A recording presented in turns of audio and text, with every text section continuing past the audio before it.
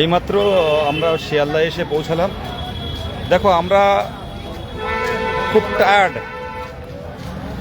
আজকে ৫,০০০ জন পথে নামলেও একজন চেয়ার ছেড়ে নিচে নেমে এসে দেখা করেননি। এটা আমাদের দুর্ভাগ্য। এই সোজা চলো, ওই সোজা, এই সোজা। এটা আমাদের দুর্ভাগ্য। আজকে ৫,০০০ জন গেছে, একজন এপিসি ভবন থেকে নিচেই নেমে দেখেননি। আজকে আমাকে যেভাবে তোলা হয়েছে, আমার হাঁটু থেকে মাজা থেকে নিচে পর্যন্ত অবশ হয়ে গেছে। মানে আমি সেইভাবে করতে পারছি না। আমি নিজে বুঝতে পারছি যে আমার লেগেছে, কোমরে লেগেছে যথেষ্ট। তো এই মতো অবস্থায় বিধাননগর থানা থেকে আমাদের ছাড়া হলো। আমরা শিয়ালদায় অনেকে এখনো এসে পৌঁছায়নি। দূর দূর থেকে অনেক বোনেরা, দিদিরা যারা আছে, তারা আমাদের মুখের দিকে তাকে এই রাজপথে নামে।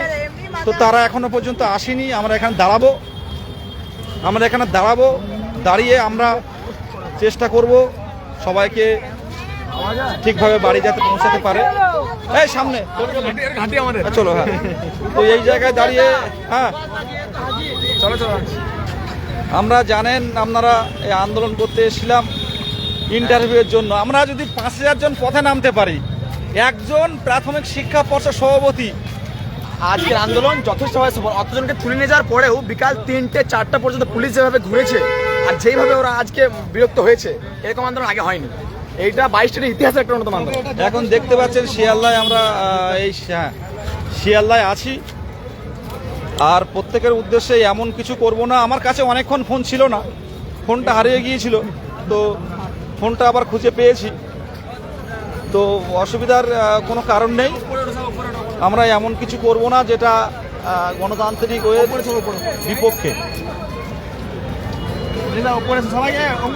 সবাই পাশে ছিলেন বলে আজকে আমাদের দাবিটা তুলে ধরতে পারলাম। এই দেখুন, এই রাত পর্যন্ত 22 স্টেটরা এই রাত পর্যন্ত দেখুন বসে রয়েছে।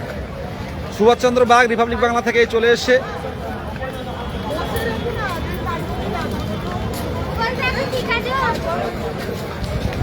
এটা বার্তা এটা বার্তা।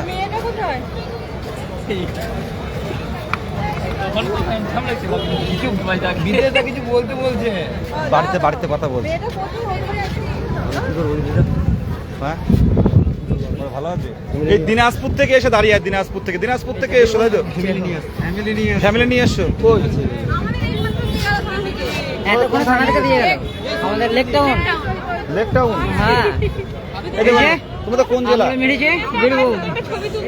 বাঁকুড়ার থেকে? বীরভূম থেকে। বীরভূমের দুবরাজপুর থেকে। কি নাম তোমার? আমার নাম পূজা। গ্রুপে আছো?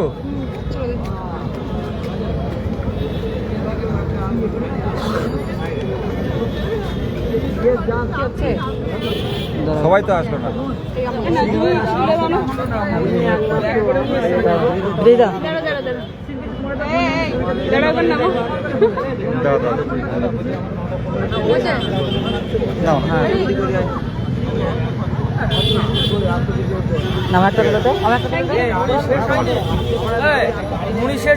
খাবে তো।